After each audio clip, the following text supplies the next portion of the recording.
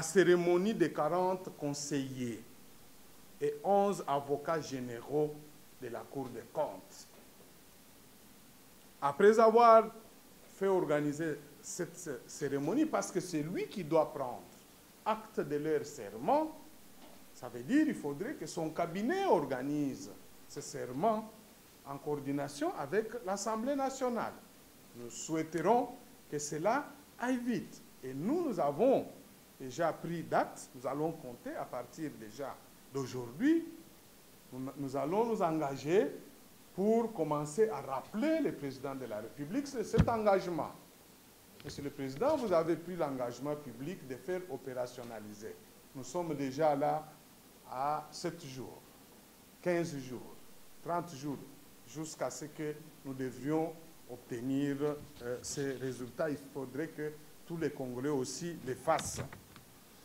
Et après avoir pris ce serment, nous lui recommandons de mettre à la retraite tous les membres de la Cour des comptes ayant totalisé à ce jour 70 ans d'âge ou plus.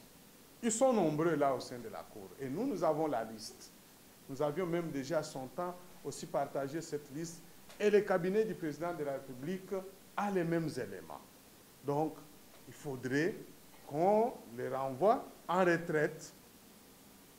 Ainsi, ça va aussi faciliter la nomination du nouveau premier président et du procureur général auprès de cette Cour. Parce que c'est lui qui est là, assume l'intérim, vous vous imaginez, depuis plus de 10 ans. L'intérim. Et puis, il est déjà à l'âge de la retraite. Il ne faut pas qu'on se cache les choses. C'est la vérité. Devons-nous le dire. Et le procureur général, après cette Cour, est dans un état d'inactivité depuis plus d'une année à cause des problèmes de santé. Plus d'une année. Donc, c'est une Cour, même si aujourd'hui les 40 conseillers, les 11 avocats généraux arrivaient à prêter serment, ça ne sera pas suffisant pour qu'elle devienne opérationnelle. Après ça, il faut nommer les deux grandes têtes là, de nouveau pour remplacer ceux qui sont là, parce que le premier assume l'intérim depuis 10 ans, il est déjà éligible à la retraite, le procureur général est dans un état d'inactivité depuis plus d'une année. Au regard de la législation congolaise, c'est un motif même de la mise en retraite. Mais on ne l'a pas fait, parce que les choses n'ont pas bien fonctionné.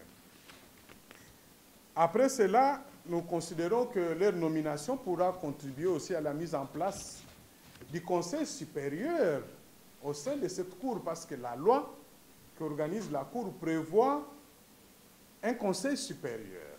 C'est le Conseil supérieur qui pourra aussi à son tour faire des propositions de nomination de ce qu'on appelle des présidents des chambres.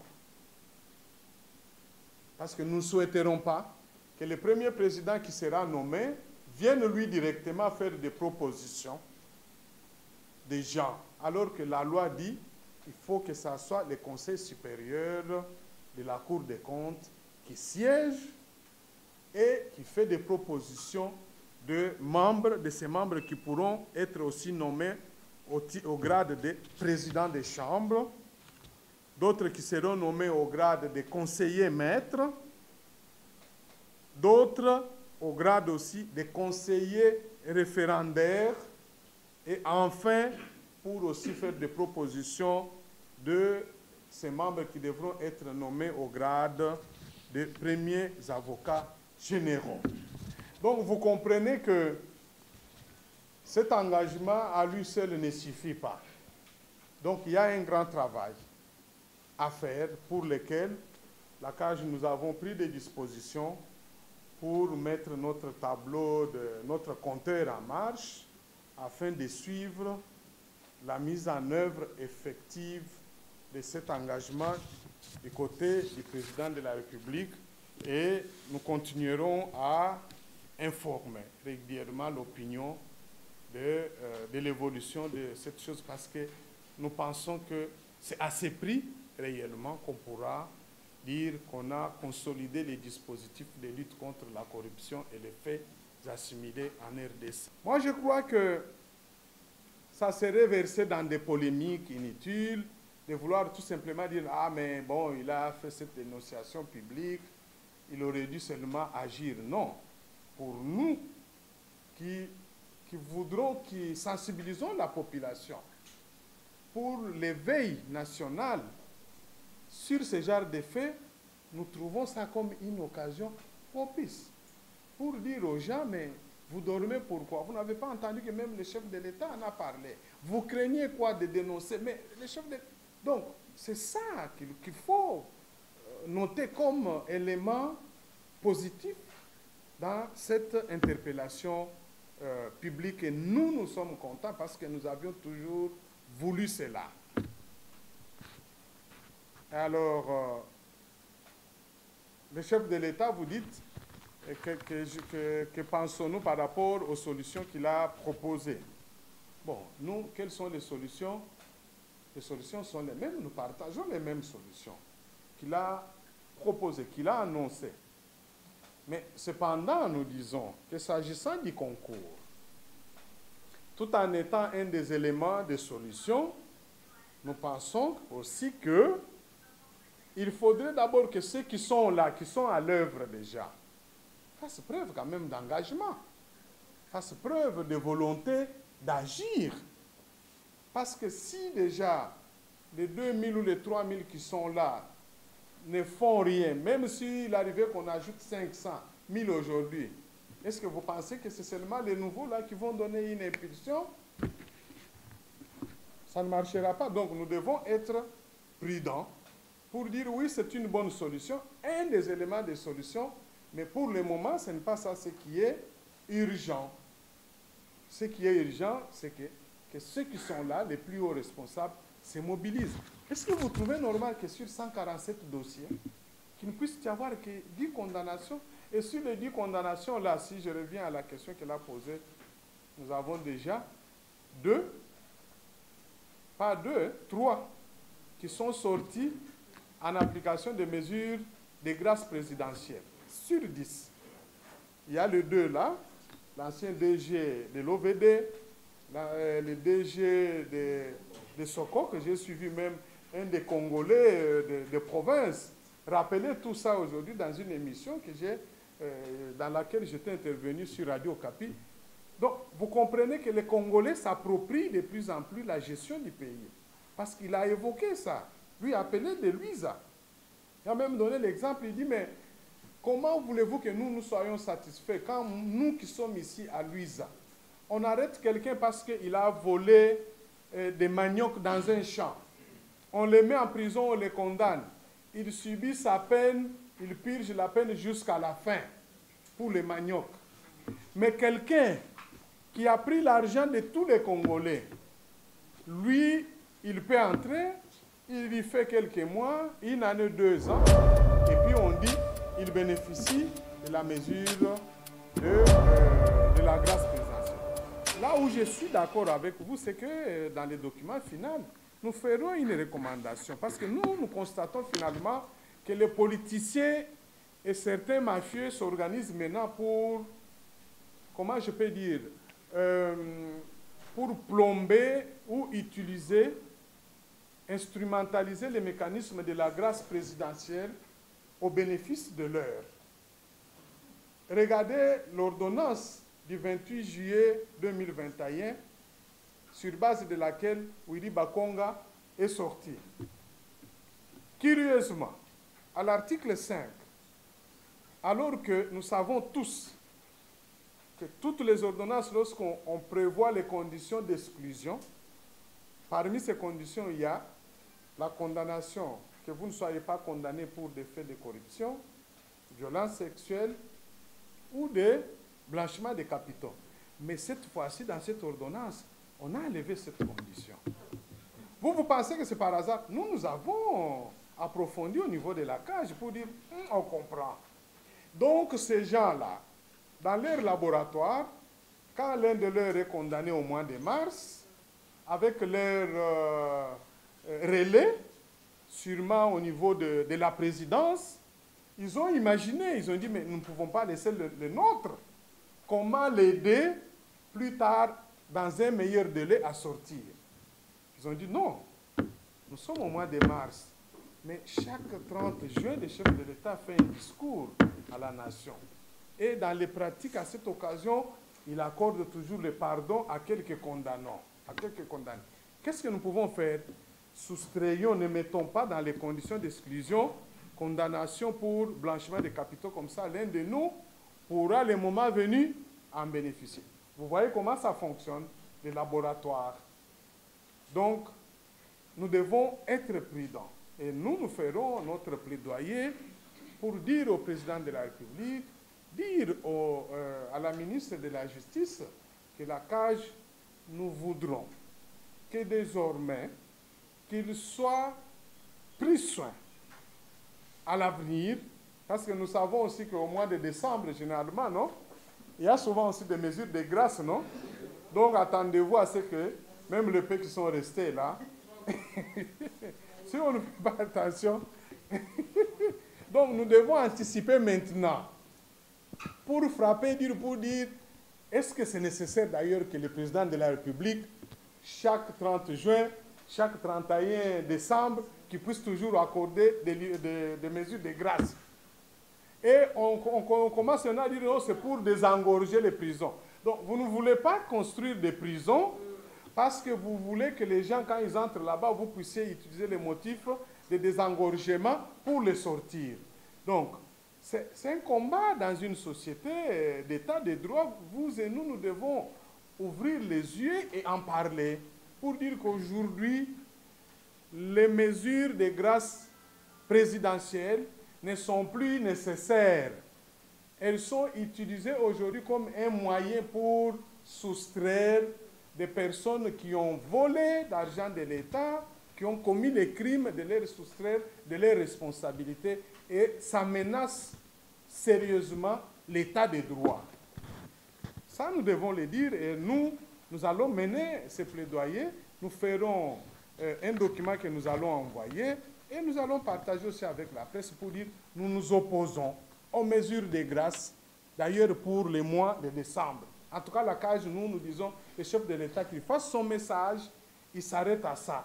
Ceux qui sont condamnés, que les gens assument sa responsabilité. Ceux qui ont à purger les peines, qu'ils purgent, parce que c'est ça la volonté de nous tous. Depuis 6 mois, le gouvernement a demandé que les parquets créent des sections de répression des crimes, de corruption, de détournement de deniers publics au sein des parquets. Ça demande tout simplement de signer une décision. La CAJ, nous avons fait, on a même publié des documents. Nous avons organisé pour eux des réunions, des dîners, aller même dans leur bureau pour dire, mais nos frères et sœurs, ça ne demande pas l'argent. Créer et puis demander les moyens au gouvernement par après. Mais vous ne les faites pas. Dites-moi, vous voulez quoi?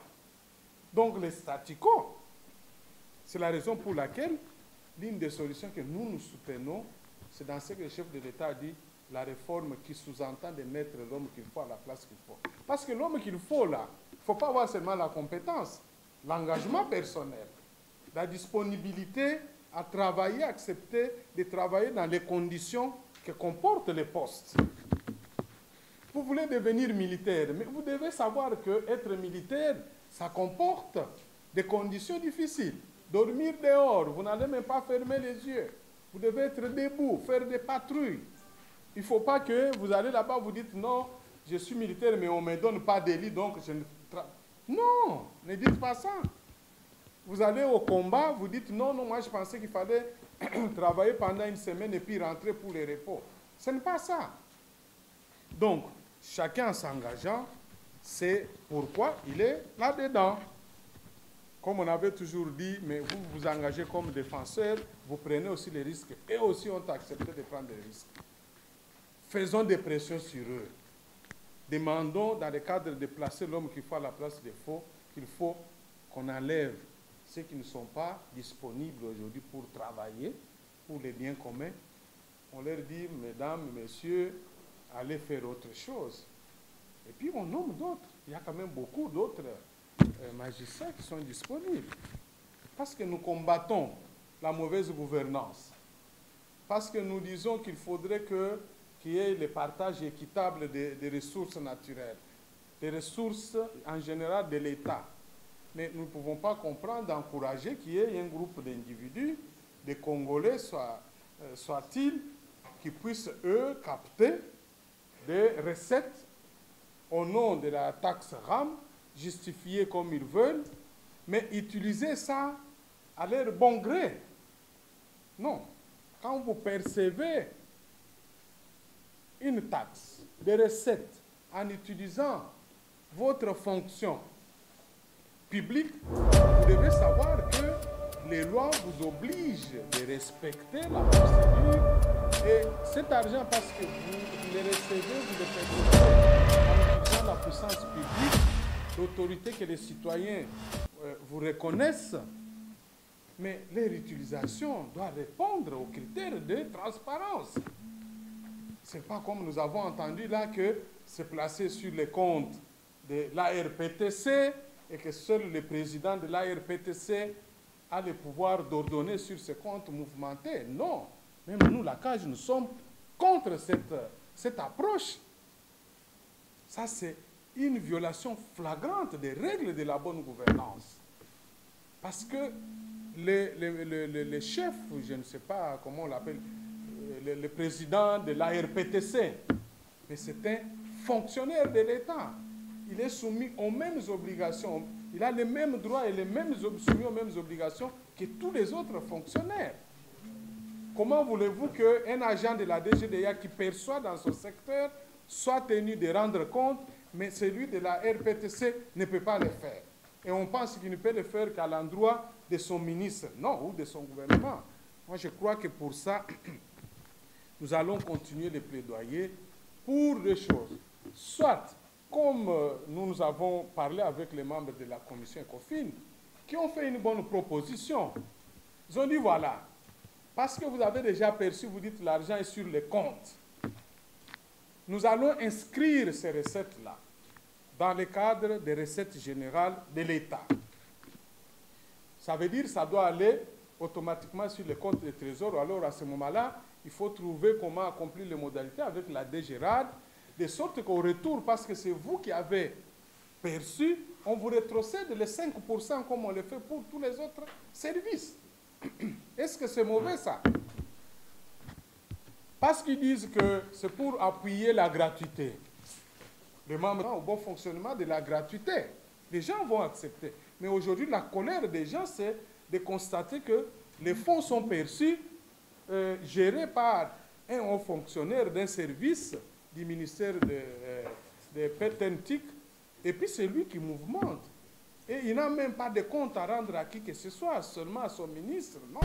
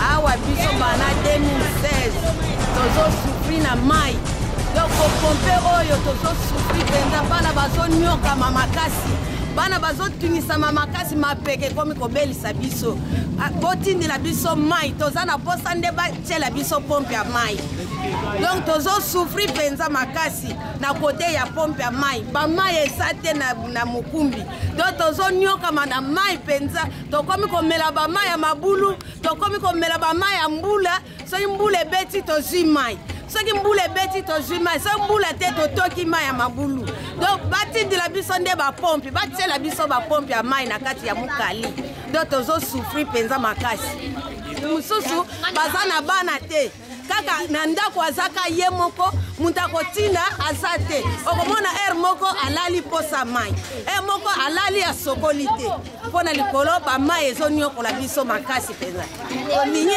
reside ezobaya kotiela biso bamai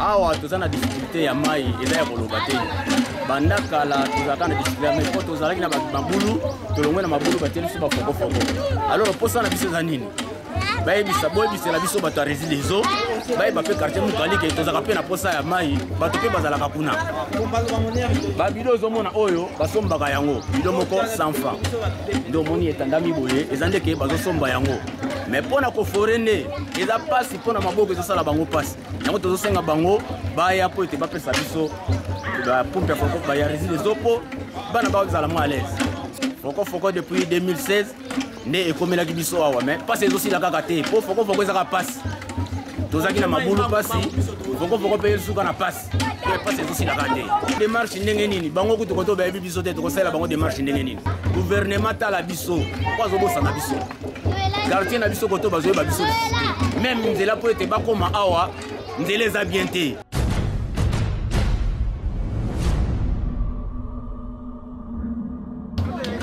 depuis 2017 mai en tout cas mai tozobikani na mai oyo ya mokali kutu ata bamama bakende kosukola bilamba nde kuna me mai ya komela na ya kosukola basani mpo tobikela microbe tozokoka te papa bato ya reside zo bayokela biso mawa bakoyisela biso mai tokoma kobika kaka oyo epa ya noko papi soki noko papi te nde biso awa mwaye te tomela ata mai sikoyo tokosuka wapi toza mpe bato ebele toza mpe bato tokendeke misala toza na bana mike okomona awa bilo kutu moke mpo bato bakokende eglize mais soki mokolo ya lendi zela alobi okokuta bato batondi oyaki kotoka mai mpo kosala ata 3 heures du temps sikoyo tokosala ndenge nini papa na ngai topesi nano bino bomemela biso sango oyo epa bakonzi epui mpe bato ya reside ezo bayeba bato tobikaka na mai l'eau c'est la vie ekatisa ti ngambo kuna ya kingasani oyo kuna ya ngambo ya bulabi me mai ebimaka te depuis batia babiloko wana ya minene mai ezobima te na courant toza na biso mwa bien toza na biso malamu me na mai tozonyokwama papa nalingi natuna tozali na époque nini époque coloniale bien époque de l'indépendance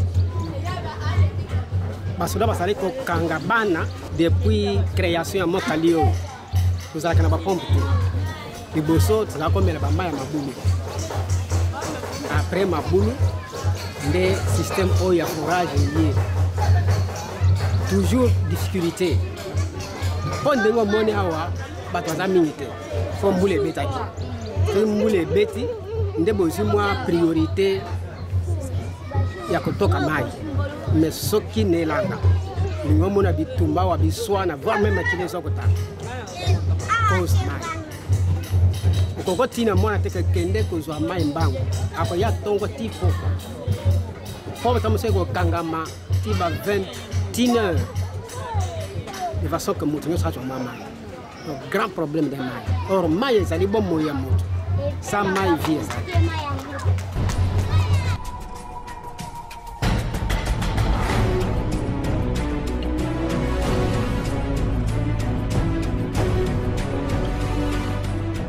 organiser ces 2 jours de table ronde et les éléments que nous allons échanger ici vont porter sur, en fait, ce sera les éléments de langage, de comportement en rapport avec la lutte contre les violences basées sur le genre dans notre société et aussi le renforcement renforcement des capacités des acteurs qui ont de l'influence dans la société.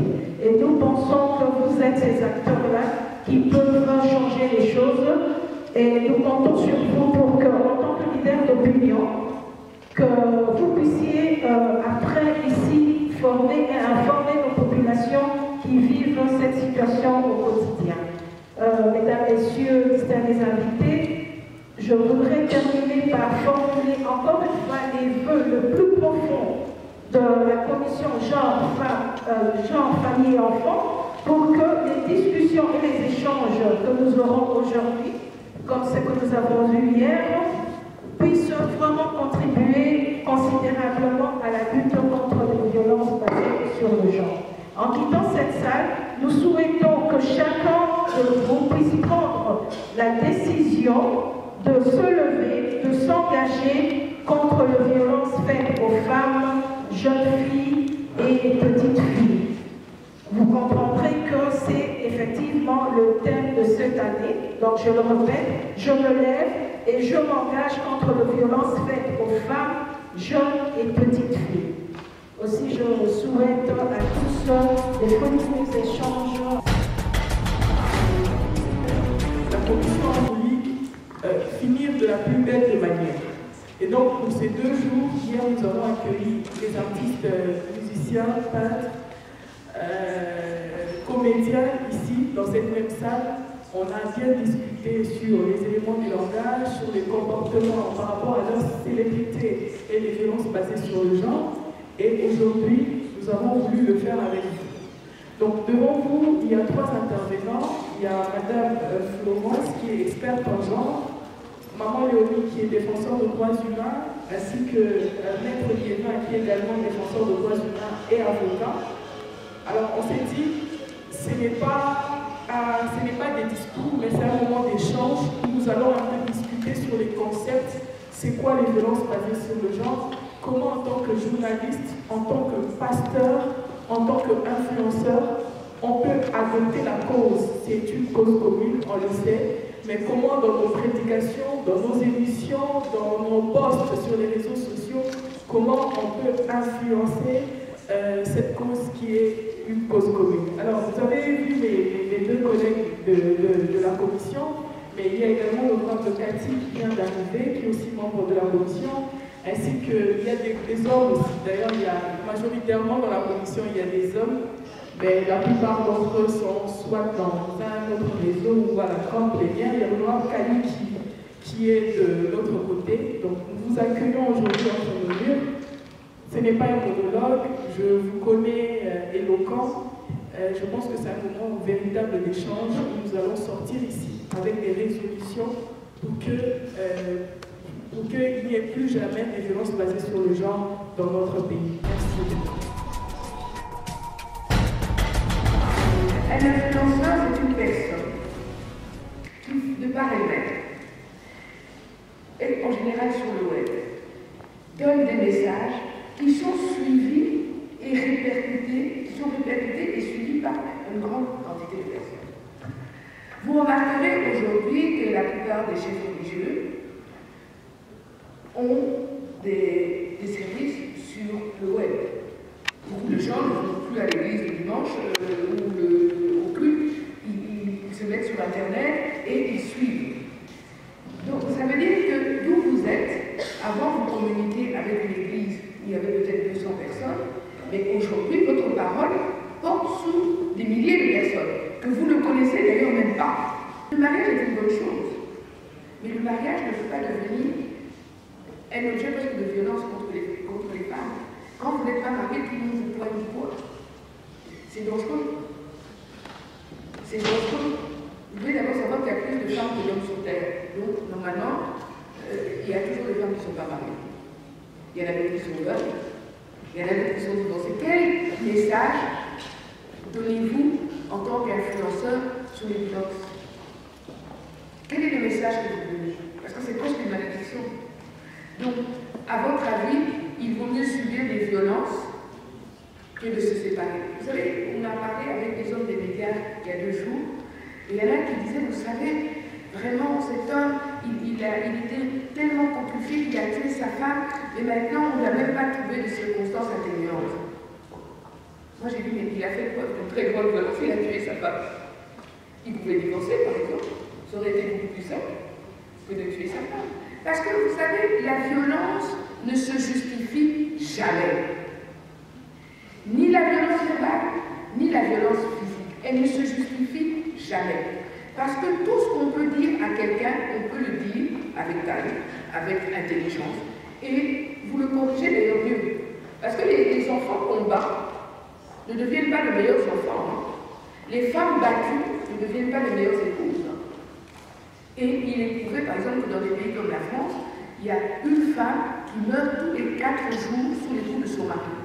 Et là, cette violence, elle est archivée, mais chez nous, qui sait combien de femmes meurent sous les coups de leur mari? Nous ne savons pas. Parce que dans nos milieux culturels, qu'est-ce qu'on dit? Et mon dire, allez s'accailloter, allez s'accailloter, à sauver notre voiture, on s'y couille, on voit les balles, on a parce que ça fait mais quand tu es morte, au renoncement, il est malheureux. Et les voitures, et tout ça, ça va te servir à quoi? Ça va te servir à rien. Vous savez, souvent, on ne voit pas, dans les violences, on voit ce qui est. Mais il y a des violences terribles. Vous empêchez votre femme à étudier. Elle est médecin, bien j'ai le cas d'une jeune fille, elle est médecin. Elle s'est mariée, son mari a dit non, maintenant tu ne travailles plus. Parce que moi, je ne veux pas que tu fasses des gardes. Ah, c'est une violence. Il y a des violences aussi contre les hommes, hein, ne vous inquiétez pas. Il y a des violences contre les hommes. Il y en a. Mais en général, elles sont moins courantes. Parce qu'on considère la femme comme l'être faible. Vous savez, il y a une violence dont on parle peu. On en a parlé ces jours-ci, parce que c'était la dot. Mais la dot est une forme de violence. Et alors on dit, les hommes achètent les femmes. Moi j'ai dit, mais les hommes, ils achètent rien du tout. C'est la famille de la femme qui a donné le prix. Donc s'il faut vous voir qui a fait violence à cette fille, c'est sa famille. Quand votre famille demande 5 000 $ pour vous épouser, quand votre famille demande un ordinateur portable, ça j'ai vu le cas.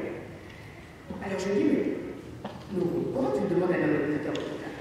Oh, on a là, parce qu'on sait là-bas où la machine, les gens qui vont outil de travail. Donc, outil de travail là-bas, les ordinateurs portables. Tu mets ça sur la liste. C'est une violence que tu fais à ta fille. Parce que dans la dot, moi j'ai toujours remarqué qu'on connaît les hommes. Les hommes, ils n'ont rien à voir dans la dot. Les hommes, ils viennent payer ce qu'on leur demande. Mais quand on demande des dots excessifs, c'est une violence. La plupart des jeunes hommes aujourd'hui, à Kinshasa et à l'intérieur du pays, ils ne savent pas se marier. Parce qu'on leur demande des choses incroyables. Je vais vous dire que j'ai été dans une dot il y a quelques jours. Et bon, c'est vrai que c'est un couple qui vivait depuis longtemps ensemble et tout. Et sur le bail, on dit non, vraiment, vous avez gardé notre fille pendant plus de 10 ans sans l'épouser, vous avez eu des enfants, il faut qu'on fasse tabac. Mais je vous jure, les amants que j'ai vus là, même en un an de salaire, je ne sais pas.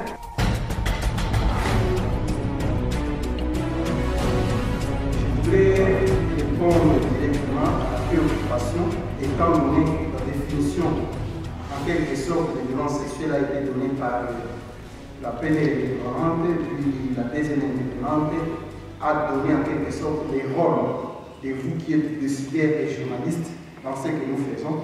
Je voudrais directement aborder la question de la problématique des violences sexuelles avant de conclure avec l'engagement. Nous avons constaté que même dans les églises, il y a des protocoles.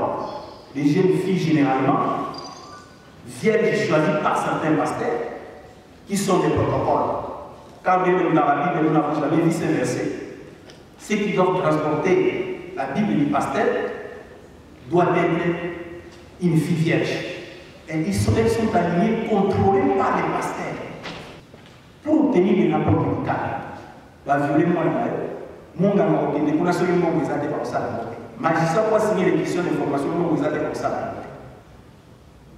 Alors nous avons trouvé avec l'expérience des autres États que certains États ont exempté les survivants par le paiement de ces multiples frais. C'est pourquoi nous sommes en train d'introduire notre requête au Parlement à travers la Commission, à travers Madame l'honorable, qui est la présidente, Christelle, pour que l'on puisse examiner, obtenir une loi. La loi doit être spécifique. J'ai entendu parler ici, les infractions de violence sexuelle, il y en a plusieurs, c'est vrai. Mais la République démocratique du Congo, jusqu'au moment où nous parlons, ne réprime que 16 infractions sur les violences sexuelles. C'est vrai, il y a des violences économiques. Un homme qui prive sa femme de travailler, il commet des violences économiques. Mais malheureusement, nous sommes au Parlement, on ne peut pas sanctionner quelqu'un sur un crime qui n'est pas encore reconnu dans notre pays. Avec la violence sexuelle, avec vous qui êtes le décideur. Et aux parlementaires, enfin, notre message de maire, nous avons besoin, nous pouvons faire tous ces discours, mais lorsqu'il n'y a pas de loi, nous ne serons pas réprimés.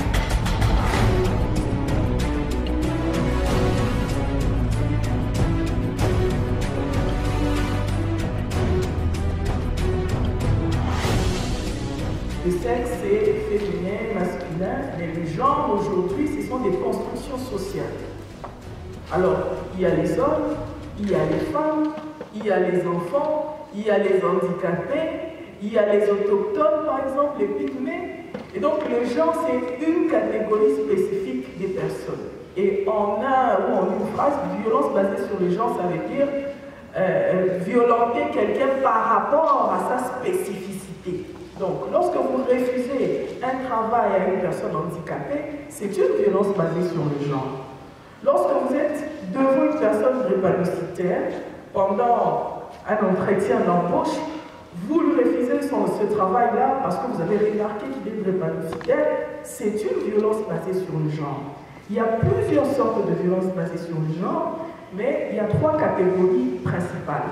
Il y a les violences économiques, les violences psychologiques et les violences physiques. Les violences économiques, maman Léonie a donné un bel exemple, c'est voilà, une femme veuve qu'on demande de s'asseoir pendant 3 mois, alors qu'elle doit aller au champ, elle doit aller travailler pour subvenir aux besoins de sa famille. Ça, c'est une violence économique. Les enfants qu'on voit sur les rues de Kinshasa très tard, avec les assiettes, les bassins de pain, les bassins de légumes, c'est une violence économique à l'égard des enfants.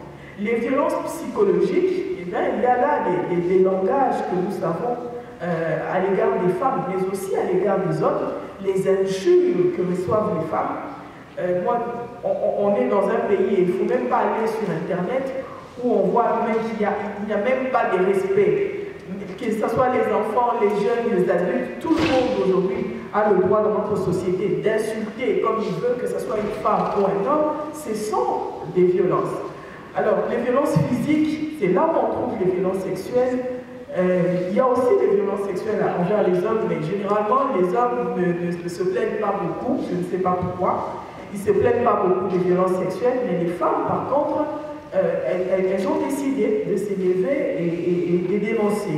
Et parmi les violences faites aux femmes, il y a aussi des violences conjugales. On remarque aujourd'hui des cas de féminicides où on tue beaucoup de femmes dans les couples, dans les ménages. Dernièrement, il y a eu une affaire, c'est pas dans le même registre, il y a eu une affaire ici où une femme a été tuée et enterrée dans sa cour par son chauffeur. Le premier jour, ça allait encore, on compatissait, tout le monde disait que c'était méchant, ce qui vient de se passer.